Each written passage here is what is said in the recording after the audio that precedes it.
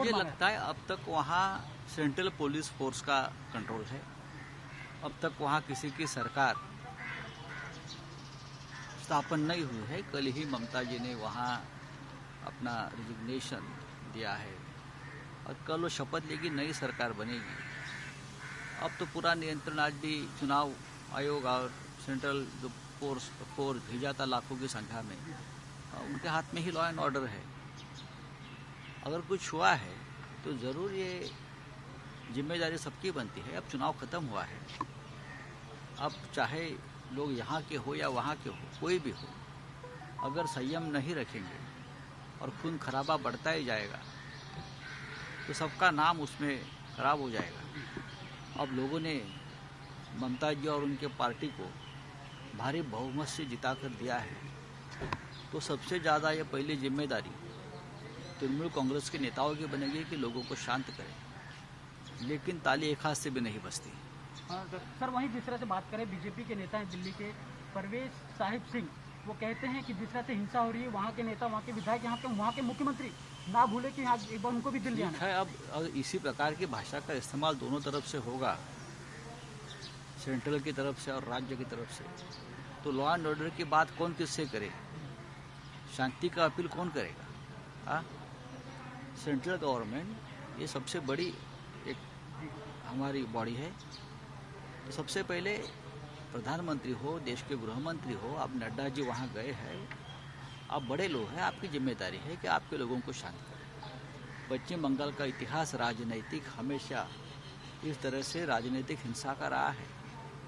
उसमें से कोई भी पार्टी अछूत नहीं है, ये सबको मालूम है। लेकिन आज देश की हालत ऐसी है, कोरोना या और भी कुछ बातें हैं, देश की हालत ऐसी है, तो ये सब भूलकर हम एक साथ काम करने की जरूरत है। तो वही पश्चिम बंगाल के नेता जो है ममता बनर्जी ने कहा है कि 2024 का जो लोकसभा चुनाव आ रहा है, सारे विपक्ष नेता एकजुट होकर लड़े। तो आपको क्या लगता है, एक साथ होकर लड़ना चाहिए? देखिए, ये बात तो हमने बहुत बार रखी है, हमारे पार्टी की तरफ से भी। आदरणीय उद्धव ठाकरे जी ने भी ये बात रखी है, सबको एक साथ आकर लड़ना होगा। आपको मालूम है, शरद पवार साहब ने यह बात रखी है महाराष्ट्र से।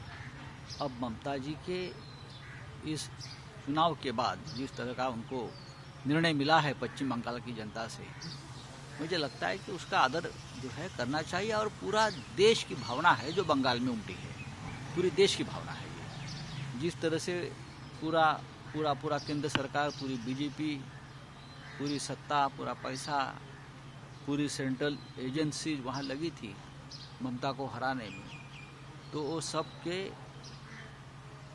सबको धुन में मिलाकर ममता जी अगर जीती है, तो मैं मानता हूँ ये देश के मन की बात पश्चिम बंगाल की भूमि से सामने आई है। तो ये एक जनादेश भी है, एक आदेश भी है कि सभी जो बीजेपी विरोधी है उनका कोई फ्रंट बने अच्छा, और 2024 के चुनाव में हम एक साथ चुनाव लड़े। लेकिन अब उसके लिए अब उसका नेतृत्व कौन करता है वो देखना पड़ेगा।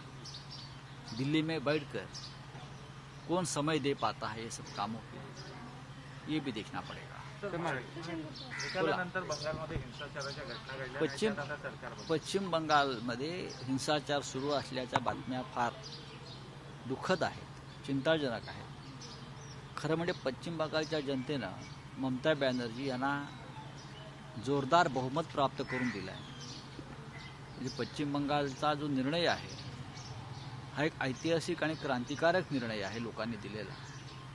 ही देशाच्या मनातली भावना तिकडे उमटलेली आहे। असं असताना आता दोन्ही बाजूनी संयम राखणं गरजेचं आहे। विशेषतः जो पक्ष सत्तेवर असतो हे त्यांचं काम असतं। मग तसं पाहिलं तर केंद्रात भाजपची सत्ता आहे आणि पश्चिम बंगालमध्ये ममता बॅनर्जी यांच्या पक्षाची सत्ता आहे। त्याच्यामुळे दोघांनाही संयमानं काम घ्यावं लागेल। पण दुर्दैवानं पश्चिम बंगालचा राजकीय इतिहास हा नेहमीच रक्तरंजित आणि हिंसाचारानं भरलेला आहे। हे जरी खरं असलं तरीसुद्धा आज देशाची स्थिती ही अत्यंत गंभीर आहे। सगळ्यांनी निवडणुकांमधले मतभेद, वाद मिटवून करोनाविरुद्ध लढण्याची एक गरज असताना सुद्धा हे का होत आहे याचा विचार दोन्ही बाजूंनी करायला हवा। एकमेकांना धमक्या, इशारे देणं थांबवायला पाहिजे निवडणुका संपल्यावर हे सगळं वादळ जेव्हा संपतं तेव्हा नवीन पर्वाला सुरुवात होते. दुर्दैवानं पश्चिम बंगालमधल्या हिंसाचाराला जर कोणी खतपाणी घालत असेल, ते खतपाणी घालणारे पश्चिम बंगालमधले आहेत की बाहेरून कोणी त्यांना उत्तेजन देत आहे ते सुद्धा पाहावं लागेल. धन्यवाद. सर आदर पुनाला जिस तरह से मैंने बीच में खबर आई थी कि आदर पुनाला कह रहे कि वो देश छोड़ के चले गए, तो खबरें आ रही थी कि उन्होंने कहा कि उनको कुछ नेताओं ने धमकी दी है वैक्सीन को लेकर. देखिए ये अदर पुनावाला जी ने उसके बारे में एक एक्सप्लेनेशन दिया है कि उनको तोड़ मोड़ कर गलत तरीके से उनका बयान सामने आया है, ऐसा पुनावाला जी ने कहा है. महाराष्ट्र में से तो उनको कोई इस प्रकार की धमकी नहीं दे सकता. मैं आपको बताना चाहता हूँ, कोई बड़ा नेता या बड़ी पार्टी, ये महाराष्ट्र की परंपरा नहीं है. हम तो पहले से बोल रहे थे कि हमें गर्व है कि इस प्रकार की जो वैक्सीनेशन है महाराष्ट्र में बन रही है और वो पूरे देश के लिए बन रही है. ये देश की बात है. तो हमारे तरफ से या और कोई पॉलिटिकल पार्टी की तरफ से और जिसने इस प्रकार की बात रखी अपने चैनल पर, उनको तो माफ़ी मांगनी पड़ी है. तो अगर कोई है तो उनकी जांच होगी. लॉ एंड ऑर्डर का सवाल अगर वैक्सीनेशन के बारे में कोई निर्माण करता है, पैदा करता है, तो ज़रूर हमारी सरकार उसकी जांच करेगी. सर क्या सुरक्षा प्रोवाइड करी जिस तरह से केंद्र उनको सुरक्षा प्रोवाइड की है? देखिए उनकी सुरक्षा करना ये सबकी जिम्मेदारी है, क्योंकि उनका काम है वो देश की जनता के लिए है, जनता की सुरक्षा के लिए है और राष्ट्र के लिए है. तो ऐसे व्यक्ती की सुरक्षा करना हे हमारा फर्ज है.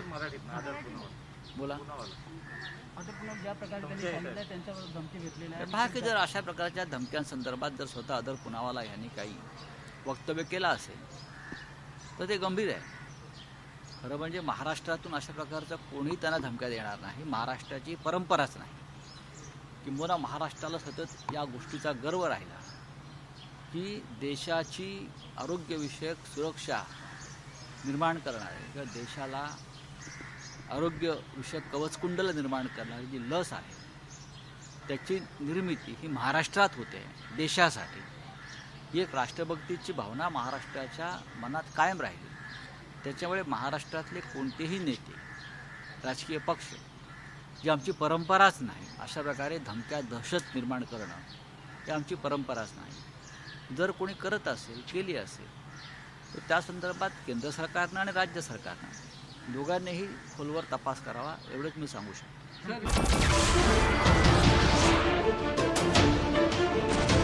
नमस्कार, मैं हूं मानक गुप्ता. अगर आपको हमारा ये वीडियो पसंद आया हो तो इसे लाइक और शेयर जरूर करें और हाँ, हमें सब्सक्राइब और फॉलो करना ना भूलें ताकि आप देश और दुनिया की कोई खबर मिस ना करें. तो जुड़े रहिए हमारे साथ और देखते रहिए न्यूज़ 24.